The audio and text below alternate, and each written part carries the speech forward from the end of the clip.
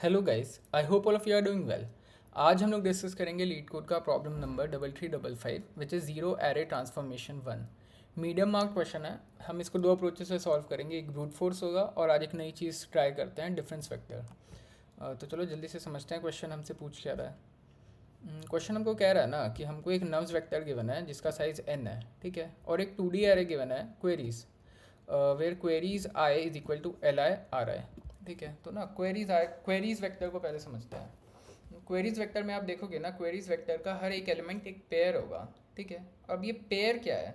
ये पेयर ना आपको एक रेंज बता रहा है, और ये जो इसका पहला एलिमेंट है वो रेंज का स्टार्टिंग पॉइंट है, और जो आखिरी एलिमेंट है वो आपकी रेंज का ना आखिरी एलिमेंट है। मतलब स्टार्टिंग पॉइंट और एंड पॉइंट आपको गिवन है इंडेक्स का। तो सपोज 0 और 2 एक रेंज है, तो फिर उसके बीच में क्या एलिमेंट्स लाई करेंगे? 0, 1 एंड 2। ठीक है, और ये रेंज पता है किस चीज़ की है? ये इंडेक्सेस की रेंज है। मतलब 0 से 2 के बीच जो इंडेक्सेस है ना, उन पे हमको जाके कुछ ऑपरेशंस परफॉर्म करना है।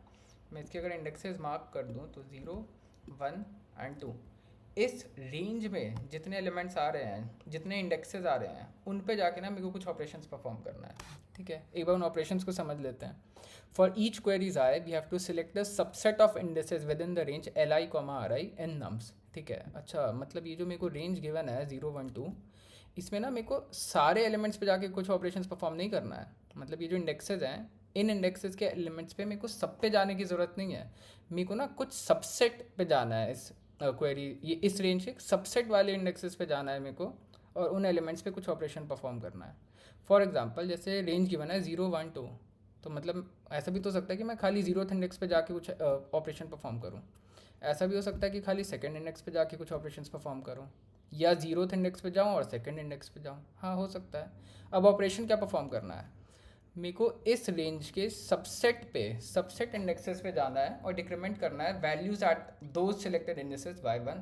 ठीक है, मतलब इन इंडेक्सेस पे जाना है मेरे को, और जो भी मेरा एलिमेंट प्रेजेंट है ना उसको डिक्रीमेंट बाय 1 करना है। ये हमने समझ लिया कि मेरे को इस रेंज के हर एक इंडेक्स पे जाने की ज़रूरत नहीं है, मैं कुछ ही इंडेक्सेस पे जाऊँगा। ठीक है, अब कब तक डिक्रीमेंट करूँगा? मैं तब तक डिक्रीमेंट करूँगा जब तक जो मेरा एरे है ना वो ज़ीरो एरे ना बन जाए। ज़ीरो एरे वो एरे होता है जिसके हर एक एलिमेंट इक्वल टू ज़ीरो होता है। ठीक है, अगर हम अ, इस क्वेरीज वेक्टर को यूज़ करके अपने एरे को ज़ीरो एरे बना पा रहे हैं तो उस केस में हमको ट्रू रिटर्न कर देना है। हाँ ठीक है, और अगर नहीं बना पा रहे हैं तो डेफिनेटली हमको फॉल्स रिटर्न करना होगा। हाँ ठीक है, समझ में आ गया क्वेश्चन। आई होप आपको समझ में आ गया हो। एक बार ना ब्रूट फोर्स अप्रोच ट्राई करते हैं। आप एक बात बताओ, क्वेश्चन मेरे को क्या बोल रहा है कि मेरे को ना रेंज गिवन है इंडेक्सेस की। अब उन इंडेक्सेस पे जाके मेरे को मेरे एलिमेंट्स को डिक्रीमेंट करना है बाय 1। तो फिर पहला तो दिमाग मेरा ये चलेगा कि जो बोल रहा है मैं वही कर देता हूँ ना। इस अप्रोच को हम लोग क्या बोलते हैं? जब जो बोला है वही कर देते हैं, इसको हम सिमुलेशन बोलते हैं। तो जो हमारा ब्रूट फोर्स अप्रोच है ना वो सिमुलेशन बेस्ड है। मतलब जो क्वेश्चन बोल रहा है ना मैं सीधा सीधा जाके कर दूंगा। तो चलो एक बार करके देखते हैं। जैसे अगर मैं एग्जांपल 1 लूँ तो मेरे को नम्स क्या गिवन है? जो नम्स है वो मेरे को गिवन है 1, 0, 1, और मेरे को रेंज का गिवन है 0 से 2 के बीच में जितने भी इंडेक्सेस हैं मैं उनमें से कुछ को या सबको डिक्रीमेंट कर सकता हूँ बाय 1। तो सबसे पहले मैं 0th इंडेक्स पे चेक करता हूँ। 0th इंडेक्स पे तो 1 पड़ा हुआ है, 1 को डिक्रीमेंट करूँ? हाँ कर सकता हूँ, ज़ीरो एरे बनाना है तो इसको डिक्रीमेंट करके मैंने 0 कर दिया। अब मेरे रेंज में अगला एलिमेंट क्या आया?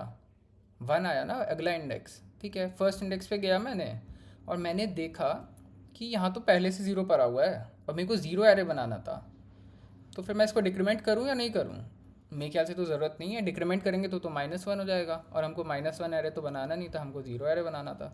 तो ना मैं इसको डिक्रीमेंट नहीं करूँगा। ठीक है, अब आपको समझ में आया होगा कि यहाँ पे क्यों लिखा है कि सबसेट ऑफ इंडेसेस को ही हमको डिक्रीमेंट करना है। वो इसलिए गिवन है, इसलिए दिया है क्योंकि ऐसा भी तो हो सकता है ना कि कुछ जो एलिमेंट्स हैं उनको डिक्रीमेंट करने की ज़रूरत ही ना पड़े।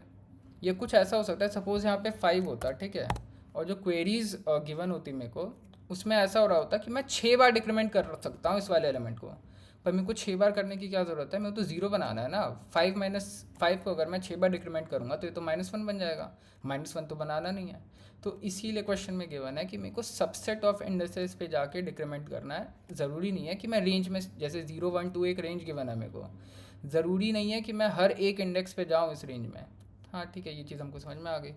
तो मतलब ना मैं फर्स्ट इंडेक्स पे जाके मैंने कोई डिक्रीमेंट नहीं किया। अब मैं सेकंड इंडेक्स पे आया, ठीक है, सेकंड इंडेक्स पे देखा मैंने 1 पड़ा हुआ है। अच्छा 1 है, 1 तो 0 से बड़ा है, तो मैं इसको एक बार डिक्रीमेंट कर देता हूँ, तो ये भी 0 हो गया। अब इस रेंज में 0 और 2 जो रेंज गिवन है, और कोई इंडेक्स बचा क्या? नहीं, और कोई इंडेक्स नहीं बचा। मेरा नम्स वेक्टर 0 एरे बन गया। हाँ 0 एरे बन गया। मतलब इस केस में ना मेरे को क्या 2 रिटर्न करना चाहिए था। हाँ ठीक है, तो मतलब आई होप आपको ना अब समझ में आ गया कि एग्जैक्टली हमको क्वेश्चन में करना क्या है। और अभी जो मैंने बोला ना, मैं एग्जैक्टली अब देखना कोड में जाके वही कर दूंगा, और देखते हैं कि वो सोल्यूशन एक्सेप्ट होता है या नहीं होता। ये ब्रूट फोर्स अप्रोच है, ठीक है। इसमें मैंने क्या किया, पहले ना मेरी क्वेरीज वेक्टर को मैंने ट्रैवर्स करना शुरू किया, ठीक है, स्टार्टिंग फ्रॉम इंडेक्स नंबर 0 या जितनी भी क्वेरीज हैं वहाँ तक गया मैं। जैसे इस केस में तो देखो आप एक ही क्वेरी थी, पर इस केस में 2 क्वेरी हैं। तो फिर पहले ना मैं इस वाली क्वेरी पे जाऊँगा और देखूँगा कि मेरे नम्स वेक्टर में इस रेंज में जो इंडेक्सेस लाई कर रहे हैं उनको मेरे को डिक्रीमेंट करना है या नहीं करना है। तो सबसे पहले मैं क्वेरीज वेक्टर में गया। जो रेंज है ना, मतलब जो लेफ़्ट और राइट पॉइंटर्स हैं वो मैंने निकाल लिए। जैसे अगर इस केस में लेफ़्ट 1 है और जो राइट है वो 3 है, ठीक है, ये निकाल लिए। मतलब मेरे को रेंज का स्टार्टिंग पॉइंट और एंडिंग पॉइंट मिल गया, ठीक है। अब मैं ना जाके चेक करूँगा इस रेंज में, जैसे 1 और 3 के बीच में मैं जाके चेक करूँगा, अगर मेरा एलिमेंट ग्रेटर देन 0 है तो मैं उसको कर देता हूँ डिक्रीमेंट। अब आप एक बात बताओ, अगर मेरा जो एलिमेंट है वो पहले से ही 0 है तो उस केस में तो मैं नहीं कर रहा था ना डिक्रीमेंट। तो सेम चीज़ मैंने करी है, क्वेरीज वेक्टर में गया, हर एक एलिमेंट का, हर एक रेंज का स्टार्टिंग और एंड पॉइंट मैंने निकाल लिया। और फिर ना मैं नम्स वेक्टर में इस रेंज में गया, जैसे 1 और 3, 1 से लेके 3 तक मेरे को रेंज गिवन थी, तो मैं इंडेक्स नंबर 1 से 3 तक गया और मैंने चेक किया कि जो मेरा एलिमेंट प्रेजेंट है किसी भी इंडेक्स पे, क्या वो ग्रेटर देन 0 है। अगर वो ग्रेटर देन 0 है तो जाके मैं उसको डिक्रीमेंट कर सकता हूँ। अगर वो इक्वल टू 0 है तो मैं क्यों अपना ऑपरेशन वेस्ट करूँ, मैं नहीं ऑपरेशन परफॉर्म करूँगा, वो तो पहले से ही 0 है, मेरे को 0 एरे ही बनाना था। तो मैंने एग्जैक्टली ये चीज़ कर दी। उसके बाद ना मैं दूसरी बार एक लूप परफॉर्म किया और मैंने चेक किया कि हर एक क्वेरी पे जाके नम्स वेक्टर को डिक्रीमेंट करके उस रेंज में क्या मेरा हर एक एलिमेंट 0 हुआ। तो जो ये लूप होगा ये 0 से लेके n तक चलेगा, 0 से लेके ये चला n तक। और हर एक इंडेक्स पे जाके बस मैंने चेक किया कि नम्स आई पे जो एलिमेंट पड़ा है वो 0 हुआ कि नहीं हुआ। सपोज़ कोई एलिमेंट 0 नहीं हुआ, तो फिर उस केस में मैं सिंपली फॉल्स रिटर्न कर दूंगा। मान लो इस केस में 3 है, ठीक है, 3 पे मैं गया और इस रेंज के हिसाब से मैं 3 को खाली 2 बार डिक्रीमेंट कर सकता हूँ। तो फिर ये वाला जो इफ़ कंडीशन होगा वो 2 बार डिक्रीमेंट कर देगा इसको, पर ये तो 1 ही रह गया, मेरे को तो 0 बनाना था ना 3 को। तो उस केस में मैं क्या करूँगा, फॉल्स रिटर्न कर दूंगा। अब एक बात बताओ, मैंने ना पूरे नम्स वेक्टर को ट्रैवर्स कर लिया और एक भी एलिमेंट मेरे को ऐसा नहीं मिला जो कि नॉन ज़ीरो है। एक भी एलिमेंट नॉन ज़ीरो नहीं है, उसका क्या मतलब हुआ कि मैंने सक्सेसफुली एक ज़ीरो एरे बना लिया है। अगर ज़ीरो एरे मैंने बना लिया है तो उस केस में तो मैं 2 रिटर्न करूँगा, तो ये कोड बाद में जाके 2 रिटर्न कर देगा। एक बार इसको रन करके देखते हैं ये चल भी रहा है कि नहीं चल रहा है। हाँ, इन 2 टेस्ट केसेस पे तो कोड सही चल रहा है। सबमिट करके देखते हैं।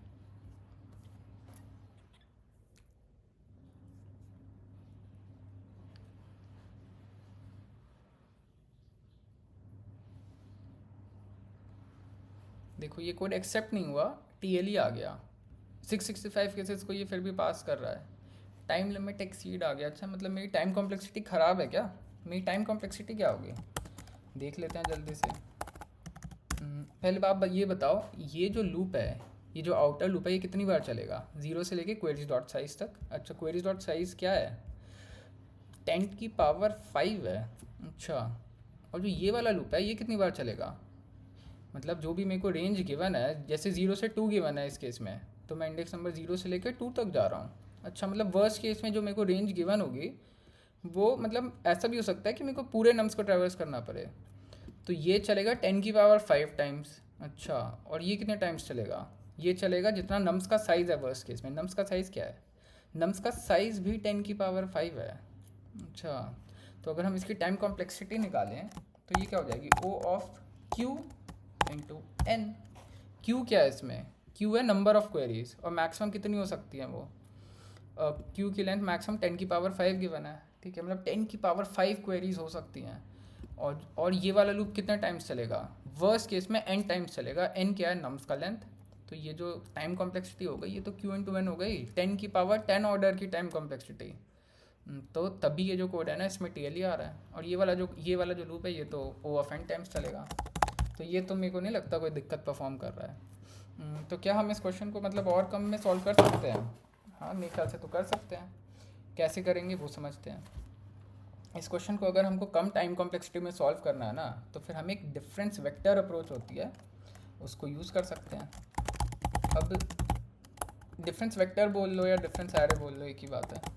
अब ये डिफरेंस एरे अप्रोच को कब यूज़ करना है, कैसे पता चले, मेरे को कैसे पता चला कि ये डिफरेंस एरे का क्वेश्चन है? जब भी आपको रेंज मॉडिफिकेशन प्रॉब्लम गिवन हो ना कोई, तो फिर आप डिफरेंस एरे को यूज़ कर सकते हो। ये क्वेश्चन वैसे सेगमेंट ट्री से भी हो जाएगा, पर वो क्या करेगा ना, ज़्यादा स्पेस लेगा और उसको बनाना भी थोड़ा कॉम्प्लेक्स है, तो मैंने इसको सेगमेंट ट्री से नहीं करा। अगर आपको उसका सोल्यूशन चाहिए तो आप कमेंट करना, मैं इसको सेगमेंट ट्री से भी सॉल्व करके देखूंगा, ठीक है। मैंने क्या बोला, रेंज मॉडिफिकेशन प्रॉब्लम जब भी गिवन हो तो डिफरेंस एरे यूज़ करना है। इस क्वेश्चन में क्या रेंज मॉडिफिकेशन कर रहे हैं हम, चलो समझते हैं।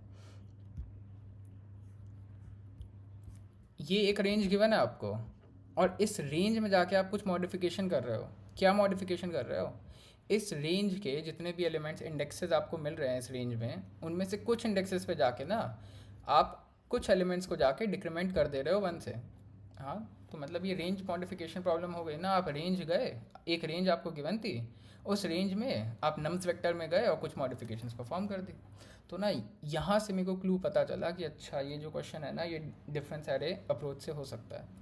अब डिफरेंस एरे अप्रोच को ना मैंने 4 स्टेप्स में डिवाइड करा है, जल्दी से समझते हैं और फिर इसका कोड देखते हैं और टाइम कॉम्प्लेक्सिटी देखते हैं, ठीक है।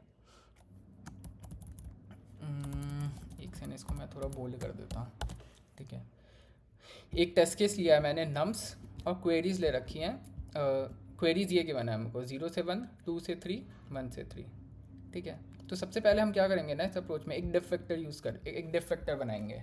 डिफ वेक्टर का जो साइज़ होगा ना, और डिफ वेक्टर डॉट साइज वो इक्वल होगा किसके, नम्स डॉट साइज के। अच्छा ठीक है, ये चीज़ हमको समझ में आ गई। और उसका जो हर एक एलिमेंट होगा ना वो इनिशियली 0 होगा। जैसे इस वाले टेस्ट केस के लिए जो मेरे नम्स का साइज़ था वो 4 था, तो जो डिफ वेक्टर का साइज़ होगा ना वो भी 4 होगा। और यहाँ पे मैंने उसके इंडेक्सेस मार्क कर रखे हैं। कॉन्ग्रेचुलेशन, हमने फर्स्ट स्टेप परफॉर्म कर लिया। अब हम ना ये जो क्वेरीज गिवन थी इनको परफॉर्म करेंगे। क्वेरीज क्या परफॉर्म करेंगे वो देखते हैं। क्वेरीज हम क्या परफॉर्म करेंगे ना, जैसे अगर मैं सबसे पहले इस वाले उसको डिस्कस करते हैं। सबसे पहली क्वेरी है हमारी, रेंज गिवन है 0 से लेके 1 तक। अच्छा ठीक है, और 0 हमारी जो रेंज का है ना वो स्टार्टिंग पॉइंट है, और जो 1 है वो हमारी रेंज का एंडिंग पॉइंट है। तो मैं क्या कह रहा हूँ ना कि आप इसके स्टार्टिंग पॉइंट वाले इंडेक्स पे जाओ और +1 कर दो, ठीक है। तो स्टार्टिंग इंडेक्स 0 है, तो मैं 0th इंडेक्स पे गया और +1 कर दिया, तो जो मेरा डिफ वेक्टर है वो क्या बना, वो तो 1 बन गया। अब इस वाले इंडेक्स पे आओ, ये क्या है, ये तो एंडिंग पॉइंट है। तो मैं कह रहा हूँ ना एंडिंग पॉइंट के जो अगला इंडेक्स है उस पे जाके -1 कर दो। जैसे इस केस में मेरा एंडिंग पॉइंट 1 है, ठीक है।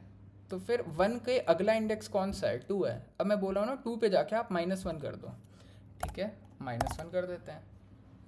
तो ये वाला जो ऑपरेशन है ना ये हमने परफॉर्म कर लिया है। फर्स्ट क्वेरी जो थी वो हमने टेक केयर कर लिया, कंसीडर कर लिया। अब हम लोग सेकेंड क्वेरी देखते हैं। सेकेंड क्वेरी है 2 से लेके 3 तक।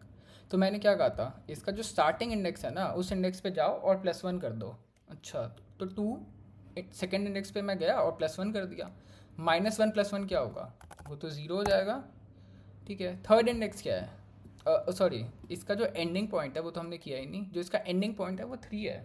और मैंने क्या कहा था, एंडिंग पॉइंट के आगे जो इंडेक्स है ना उस पर +1 करना है। पर एक सेकेंड, 3 के आगे कौन सा इंडेक्स है, इंडेक्स नंबर 4 है। 4 पे तो कोई एलिमेंट ही नहीं है, क्योंकि जो इसका साइज़ था वही 4 था। अगर कोई फिफ्थ एलिमेंट होता तो मैं जाके उसको -1 कर देता, पर इस केस में तो है ही नहीं। तो इस केस में ना हम कुछ भी नहीं करेंगे। इसका मतलब क्या है ना, जब भी हम एंड पॉइंट के मतलब अगले इंडेक्स को डिक्रीमेंट कर रहे होंगे ना, तो पहले हमको ये चेक करना पड़ेगा इफ़ कंडीशन लगा के कि वो रेंज के बाहर तो नहीं जा रहा है मेरे डिफ वेक्टर के, ठीक है। तो मतलब ये वाला जो सेकेंड क्वेरी थी वो भी हमने कंसिडर कर लिया। थर्ड क्वेरी देखते हैं। थर्ड क्वेरी हमको कह रही है कि जो मेरे रेंज की स्टार्टिंग पॉइंट है वो 1 है, तो फर्स्ट इंडेक्स पे जाऊंगा मैं और इंक्रीमेंट कर दूंगा बाय 1, तो 0 + 1 क्या होगा, हो जाएगा 1 हो जाएगा। और इसका जो एंडिंग पॉइंट है वो क्या है, इसका जो एंडिंग पॉइंट है वो तो 3 है, तो अब 3 + 1 क्या होगा, 4 होगा। मैं चेक करूँगा कि 4 जो है वो मेरे डिफ वेक्टर के साइज़ के बराबर या उससे बड़ा तो नहीं है। 4 तो मतलब इक्वल टू 4 है ना, डिफ वेक्टर का साइज़ भी 4 है, फोर्थ इंडेक्स पे तो कोई एलिमेंट ही नहीं है, तो मैं डिक्रीमेंट किसको करूँ, तो इस केस में मैं कुछ भी नहीं करूँगा। ठीक है, तो जो हमारा डिफ वेक्टर है ना वो तैयार हो गया है। अब ना हम एक ऑपरेशंस एरे को बनाएंगे अब स्टेप 3 में। ठीक है, और ये हम प्रीफिक्स सम से बनाएंगे। एक बार समझ लेते हैं कि जो ऑपरेशंस एरे होगा ये स्टोर क्या कर रहा होगा। Operations vector stores the number of times each index in the nums array is affected by the queries. इसका मतलब क्या है, ये जो ऑपरेशंस वेक्टर होगा ना ये स्टोर करेगा कि नम्स एरे में ईच इंडेक्स कितनी बार अफेक्ट हो रहा है क्वेरीज से। या फिर आप ना ये भी बोल सकते हो कि how many times should be subtract 1 from nums आई।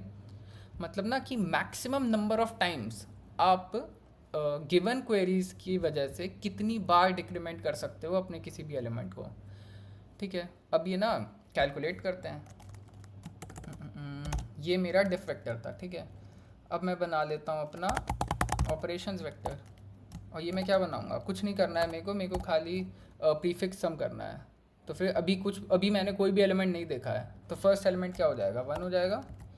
ठीक है, अब मैं जिस फर्स्ट एलिमेंट पे आया वो भी 1 है। ठीक है, और प्रीवियसली मैंने 1 देखा था, तो 1 + 1 क्या हो जाएगा, 2 हो जाएगा। अब मैं 0 पे आया, 2 + 0 क्या होगा, 2 ही हो जाएगा। हाँ ठीक है, और फिर से 0 आ गया, यहाँ पे फिर से 0 है, तो 2 + 0 फिर से 2 ही होगा। ठीक है, तो फिर मेरे को मेरा ऑपरेशंस वेक्टर भी पता चल गया। इसका मतलब क्या है कि ना मैं फर्स्ट इंडेक्स 0th इंडेक्स पे जाके मैक्सिमम ना 1 टाइम्स इसको डिक्रीमेंट कर सकता हूँ। हाँ ठीक है, समझ में आ गया। अगर मैं फर्स्ट इंडेक्स पे खड़ा हूँ ना तो फिर मैं अपने नम्स 1 को 2 बार डिक्रीमेंट कर सकता हूँ मैक्सिमम टाइम्स। ऑपरेशंस 2 को देखूँ तो ऑपरेशंस 2 पे भी 2 ही पड़ा है। ये बता रहा है कि आप ना अपने नम्स 2 को खाली 2 बार डिक्रीमेंट कर सकते हो। सिमिलरली अगर आप ऑपरेशंस 3 देखो तो ऑपरेशंस 3 पे भी 2 पड़ा हुआ है, तो ये हमको ये बता रहा है कि आप नम्स 2 पे जाके ना उसको भी खाली 2 बार ही डिक्रीमेंट कर सकते हो। अब हम स्टेप 4 देखते हैं। स्टेप 4 है check if each element in nums can be zeroed और नॉट। ठीक है, समझते हैं। जो मेरा नम्स वेक्टर है वो ये रहा, और जो ऑपरेशंस वेक्टर है वो ये रहा। ठीक है, हम ना ट्रेवर्स करना शुरू करते हैं 0 से लेके n तक। सबसे पहले मैं 0th इंडेक्स पे गया नम्स में, यहाँ पे मैंने देखा कि 2 पड़ा हुआ है 0th इंडेक्स पे, तो मैं देखूँगा ऑपरेशंस 1 पे क्या है। ऑपरेशंस 1 पे तो 1 पड़ा हुआ है। अच्छा, मतलब मैं 2 को एक बार डिक्रीमेंट कर सकता हूँ। ठीक है, एक बार डिक्रीमेंट कर देता हूँ। एक बार डिक्रीमेंट करने पे ये तो 1 हो गया, पर एक सेकेंड में तो 0 एरे बनाना था ना, पर मैं तो मैक्सिमम 1 ही टाइम्स डिक्रीमेंट कर सकता था इंडेक्स नंबर 0 को। तो मतलब ये है ना कि मैं 2 को कभी भी एक बार डिक्रीमेंट करके 0 तो नहीं बना सकता हूँ। अच्छा, तो मतलब ये तो मेरे को पता चल गया कि एक बार डिक्रीमेंट करके ये जो मेरा एरे बनेगा ना ये 0 एरे तो नहीं बनेगा। इसलिए नहीं बनेगा क्योंकि मेरे को पहले ही पता चल गया पहला एलिमेंट 1 है। 0 एरे होने के लिए सारे एलिमेंट्स इक्वल टू 0 होने चाहिए। चलो फिर भी ना थोड़ा और आगे तक कैलकुलेशन करके देखते हैं। अगर मैं चाहता तो मैं यहाँ भी फॉल्स रिटर्न कर सकता था। यहाँ पे 2 है, यहाँ पे 1 है। ठीक है, इंडेक्स नंबर 1 पे, तो मतलब operations 1 is greater than nums. अच्छा ठीक है, तो मेरे को अगर मैं 1 को 2 बार डिक्रीमेंट कर देता हूँ तो वो तो -1 हो जाएगा। इसका मतलब क्या है, मेरे को ना 2 बार डिक्रीमेंट करने की तो ज़रूरत ही नहीं है, एक बार डिक्रीमेंट करता हूँ मैं। ठीक है, तो एक बार अगर डिक्रीमेंट करता हूँ तो ये 0 हो जाएगा। ठीक है, इंडेक्स नंबर 2 पे देखते हैं। इंडेक्स नंबर 2 पे 2 पर है और नम्स 2 पे 1 पर है। मतलब अगर मैं 1 को 2 बार डिक्रीमेंट कर सकता हूँ, पर मैं उसको -1 तो बनाना नहीं है, मेरे को 0 बनाना है, तो मैं 2 बार नहीं, मैं एक ही बार डिक्रीमेंट करता हूँ, तो ये भी 0 हो जाएगा। अब देखते हैं ऑपरेशंस 3 पे क्या है। ऑपरेशंस 3 पे भी 2 है, पर एक सेकेंड, मेरे नम्स 3 पे तो 3 है, तो नम्स 3 को अगर मैं 2 बार डिक्रीमेंट कर लूँगा तो क्या वो बनेगा कभी भी 0। 3 - 2 क्या होगा, 1 होगा। 1 इज़ नॉट इक्वल टू 0, तो मतलब मैं ना मिनिमम से मिनिमम इसको 1 बना सकता हूँ। अच्छा, तो ना वहाँ से मेरे को ये कंडीशन बन गई, जब जब मेरा operations I greater than equal to nums I है, तब तब ना मैं मेरे इस एलिमेंट को किसी भी इंडेक्स पे 0 बना सकता हूँ। सपोज़ यहाँ पे 1 है अभी नम्स 1, और ऑपरेशंस नम ज़ीरो वन है और ऑपरेशन ज़ीरो भी वन है, मतलब मैं एक बार डिक्रीमेंट कर सकता हूँ मेरे नम ज़ीरो को। हाँ, तो मैं अगर मैं कर देता हूँ तो फिर मैं तो इसको ज़ीरो बना दूंगा। और सपोज़ मान लो यहाँ पे दो है, मतलब जो मेरा ऑपरेशन आई है वो ग्रेटर देन नम्स आई है, तो उस केस में भी तो मैं ज़ीरो बना सकता हूँ नम्स आई को। मैं एक ही बार डिक्रीमेंट करूँगा। अगर आप क्वेश्चन देखो तो क्वेश्चन में क्या गिवन था कि हमको जो रेंज गिवन है ना, उसमें हमको सबसेट ऑफ इंडिसेस पे ही जाके डिक्रीमेंट करना है। तो ठीक है, अगर मैं मतलब मैं दो रेंजेस ऐसी मिल रही है मेरे को जब मैं मेरे इस वाले नम्स को डिक्रीमेंट कर सकता हूँ, तो एक बार मैं डिक्रीमेंट करूँगा और एक बार नहीं करूँगा। ठीक है, तो आई होप ना आपको ये अप्रोच समझ में आ गया होगा। अब क्वेश्चन कोड में देखते हैं हमने कैसे सॉल्व करा है इसको, और फिर टाइम कॉम्प्लेक्सिटी डिस्कस करते हैं। हम्म, जो ब्रूट फोर्स वाला तरीका था मैं उसको पहले जल्दी से कमेंट आउट कर देता हूँ। ठीक है, और इस वाले अप्रोच को कमेंट से हटा देता हूँ। ठीक है, सबसे पहले मैंने क्या किया, एन जो है नम्स ऑफ साइज़ है उसको डिफाइन कर दिया। ठीक है, फिर मैंने एक डिफ वेक्टर बनाया जो कि इनिशियली ज़ीरो से इनिशियलाइज था, हर एक एलिमेंट उसका। ये मतलब मैंने स्टेप वन परफॉर्म कर लिया अपना। ठीक है, स्टेप वन हो गया यहाँ पे। स्टेप टू क्या था, build the operation. Step two है apply each query using difference array technique. ठीक है, तो मतलब मैं ना पूरे क्वेरीज वेक्टर को अपने ट्रेवर्स किया मैंने फ्रॉम इंडेक्स नंबर ज़ीरो तो जो भी क्वेरीज का साइज़ है, और मैंने चेक करा कि जो मेरा स्टार्टिंग इंडेक्स है उस इंडेक्स पे जाके मैंने इंक्रीमेंट कर दिया।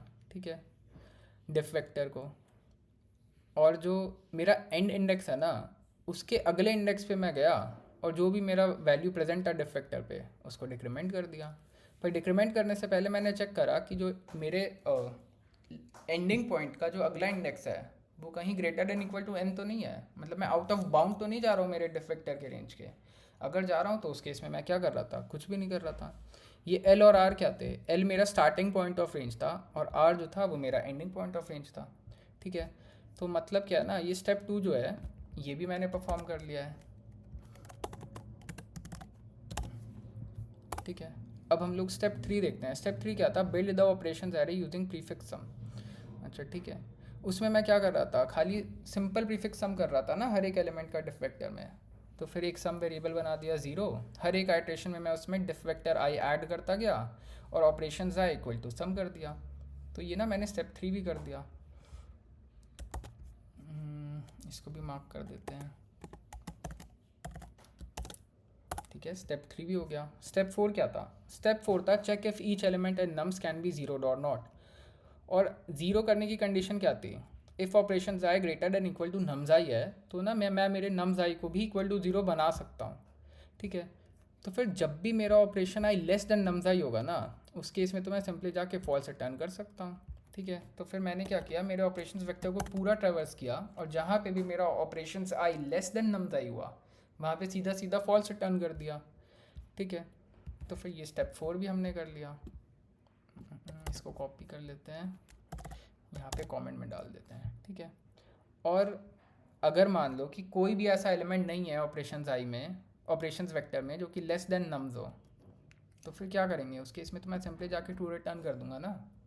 मैंने क्या किया इस स्टेप फोर में, मैं हर एक इंडेक्स पे गया ऑपरेशंस में और मैंने चेक करा कि क्या उस इंडेक्स पे जो मेरे नम्स आई की वैल्यू है वो वो लेस देन ऑपरेशंस आई तो नहीं है, और वो ग्रेटर देन नम्स आई ऑपरेशंस आई तो नहीं है। अगर वो ग्रेटर देन ऑपरेशंस आई है तो मैंने सिंपली फॉल्स रिटर्न कर दिया। अगर मेरे को कोई भी ऐसा इंडेक्स नहीं मिला तो मैं सिंपली जाके ट्रू रिटर्न कर दूंगा। ये क्वेश्चन मेरे ख्याल से कोड तो सही लिखा है, इसको एक बार रन करके देखते हैं। मेरे ख्याल से कुछ टेस्ट केसेस पे तो ये सही चल रहा है, सबमिट करके देखते हैं।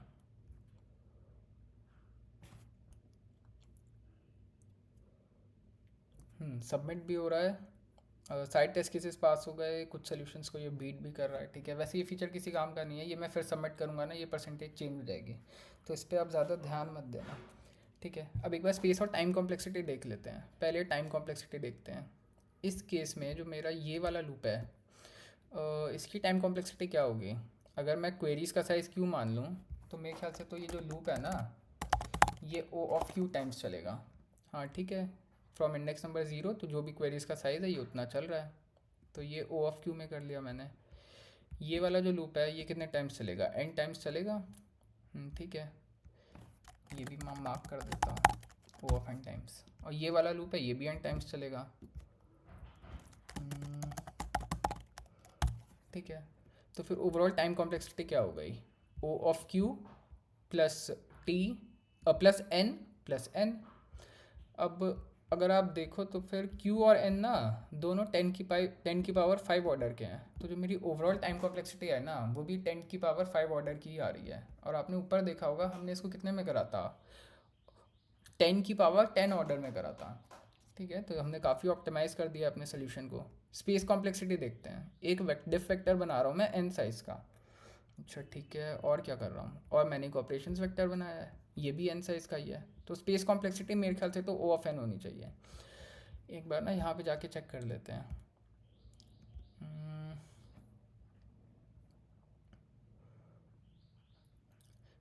देखो O of n plus Q, Q क्या है यहाँ पे, क्वेरीज का साइज़, क्वेरीज वेक्टर का, और n क्या है, नम्स का साइज़। ठीक है, सही बता रहा है, यही बताया था मैंने भी आपको, सही पढ़ा रहा हूँ मैं आपको। मेमोरी देखते हैं, memory O of n, O of n क्यों, क्योंकि मैं यहाँ पे डेफ वेक्टर बना रहा हूँ और ऑपरेशंस वेक्टर बना रहा हूँ। ठीक है, तो मतलब हमने सब कुछ डिस्कस कर लिया है। आई होप आपको समझ में आया हो। अगर आपको ये यूज़फुल लगा हो तो आप प्लीज़ लाइक कर सकते हो इस वीडियो को। इफ़ अगर आपको सिमिलर कंटेंट में इंटरेस्ट है तो प्लीज़ सब्सक्राइब द चैनल। अगर आपको कोई डाउट है तो आप प्लीज़ कमेंट करो, I reach out to you as soon as possible. अगर इस क्वेश्चन का आपको सेगमेंटरी सोल्यूशन का भी मतलब कोड चाहिए या वीडियो चाहिए तो वो आप कमेंट करना, मैं वो भी एक बना दूंगा, कोई प्रॉब्लम नहीं है मेरे को। So that's it for today guys, have a nice day, thank you so much.